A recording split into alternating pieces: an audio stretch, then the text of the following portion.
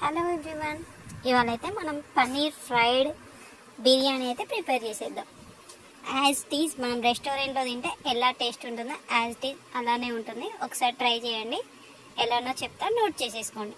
First అయితే మనం పన్నీర్ ముక్కల్ని కట్ చేసేసుకొని ఒక స్పూన్ ఉప్పు, ఒక స్పూన్ కారం, ఒక స్పూన్ ధనియాల పొడి, గరం మసాలా, నిమ్మకాయ రసం, పుదీనా, కొత్తిమీర, అల్లం వెల్లుల్లి పేస్ట్ మనం పన్నీర్ ముక్కలకి అయితే బాగా పట్టించి ఒక 15 మినిట్స్ పక్కకు పెట్టేసేసుకోవాలి. నేనైతే ఇక్కడ బాండీ పెట్టేసేసాను. అందులోనైతే నేను ఫ్రైడ్ ఆనియన్స్ అనేది చేస్తున్నాను. ఫ్రైడ్ ఆనియన్స్తోనే మనకు బిర్యానీ అనేది టేస్ట్ అనేది నెవ్వర్ వస్తుంది. ఖచ్చితంగా స్కిప్ చేయకండి, ఆనియన్స్ అనేది ఖచ్చితంగా వేయండి. మనం బాండీలోనే ఫస్ట్ ఫ్రైడ్ ఆనియన్స్ అనేది ఫ్రై చేసుకొని పక్క పెట్టేసేసుకోవాలి.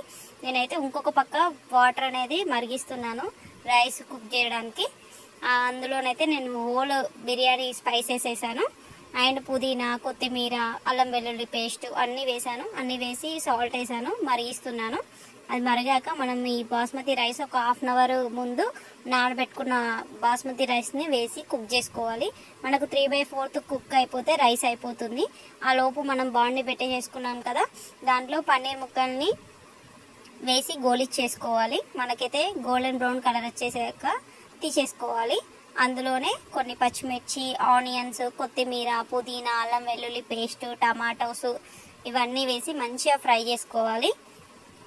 పచ్చివాసన పోయాలి. అల్లం వెల్లుల్లి పేస్ట్ అన్నీ మంచిగా ఫ్రై అయ్యాక ఈ లోపు మనకైతే రైస్ కూడా ఉడికిపోతుంది. చాలా తొందరగా అవుతుంది, ఎందుకంటే రైస్ వాటర్ అనేది బాయిల్ అవుతున్నాయి కాబట్టి చాలా తొందరగా రైస్ అనేది కుక్ అవ్వడానికి ఛాన్సెస్ ఉంటాయి.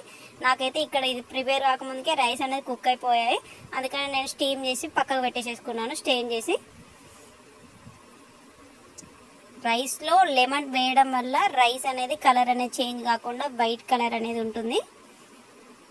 చాలా సింపుల్గా మనం ఇంట్లోనే ప్రిపేర్ చేసుకోవచ్చు. చాలా టేస్టీగా ఉంటుంది, చాలా తొందరగా కూడా అవుతుంది. మనకు టమాటాలు కొంచెం మగ్గాలి. మగ్గాక అందులో ఒక స్పూన్ కారం, కొంచెం సాల్ట్, కొంచెం ధనియాల పొడి, కొంచెం బిర్యానీ మసాలా ఇవన్నీ యాడ్ చేసుకొని ఒక్కోసారి అయితే కలిపేసేసుకోవాలి. ఆయిల్ అనేది మనకు పైకి తేరుకుంటుంది. తేరుకున్నాక మనం ఈ పన్నీర్ ముక్కలు ఫ్రై చేసుకున్నాం కదా, అవి వేసేసుకోవాలి. పన్నీర్ ముక్కలకి కూడా ఈ టమాటా, ఈ మసాలాస్ అవన్నీ మంచిగా పట్టియాలి. నేనైతే ఇందులో బిర్యానీ మొత్తంలో పెరుగు అనేది ఎక్కడ యాడ్ చేయట్లేదు, అయినా కానీ టేస్ట్ మాత్రం చాలా బాగా వచ్చింది. ఒక్కసారి ట్రై చేయండి, ఖచ్చితంగా అందరికీ నచ్చుతుంది. పన్నీర్ ముక్కలు పేస్ట్ అంతా పట్టించేసేయాలి. తర్వాత ఒక 2 మినిట్స్ మనం మూత పెట్టేసేసుకోవాలి. సిమ్లోనే పెట్టేసేసుకోవాలి.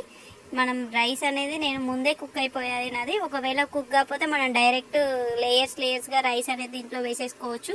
నాకు ముందే కుక్ అయిపోయాయి కాబట్టి నేను ముందు పక్కకు పెట్టేసేసుకున్నాను రైస్. ఆ రైస్ అనేది నేను ఇట్లా స్లోగా బిర్యానీ పాట్లో అయితే వేసేసుకున్నాను. ఇప్పుడైతే నేను బిర్యానీకి దమ్ పెట్టేసేస్తున్నాను. చాలా సిమ్లో అయితే మనం పెట్టేసేసుకోవాలి. సిమ్లో పెడితేనే మిగిలిన 1% రైస్ అనేది మనకు కుక్ అయిపోతుంది.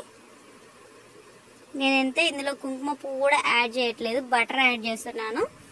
బటర్ యాడ్ చేసి పైన ఫ్రైడ్ ఆనియన్స్తోనే టేస్ట్ మాత్రం చాలా బాగుంటుంది. మీరు రెస్టారెంట్లో తింటే ఏ టేస్ట్ ఉంటుందో అదే టేస్ట్ ఉంటుంది. అలానే నేను ఇంతకుముందు పన్నీర్ ముక్కల్ని వేసి కలిపిన కారం అనేది ఉంది కదా, అదే నేను కొంచెం రైస్తో మిక్స్ చేసి అందులో యాడ్ చేస్తున్నాను కలరింగ్ కోసం. దీంతో మనకు కుంకుమ పువ్వు అవసరం లేకుండానే మన బిర్యానీ కూడా మంచి కలర్ వచ్చేస్తుంది. Thank you for watching.